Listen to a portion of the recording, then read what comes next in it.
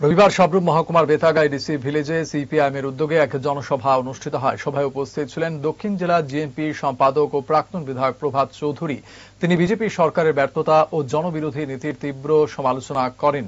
সভায় বক্তব্য রাখেন সিপিআইএম পলিট ব্যুরো সদস্য রাজ্য সম্পাদক জিতেন্দ্র চৌধুরী। তিনি বর্তমান সরকারের আমলে উপজাতি এলাকায় পরিষেবা সংকট, বেকারত্ব ও মূল্যবৃদ্ধির বিষয়টি তুলে ধরেন।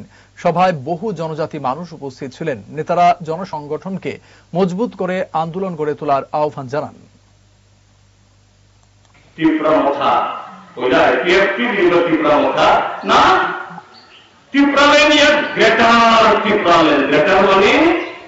আরো তারা আরো করছে, আরো কত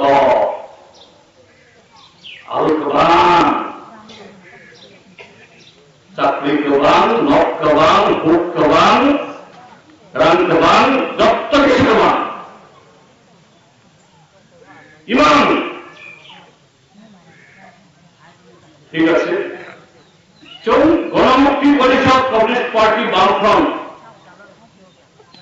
আমরা গণমুক্তি পরিষদ, সিপিএম, বামফ্রন্ট, আমরা তাদের এই মিথ্যা প্রলোভন, অসত্য ভাষণের তার প্রতিবাদ, তার বিরুদ্ধে বলার চেষ্টা করলে, অন্যান্য বলার চেষ্টা করেছি, কিন্তু পাবলিক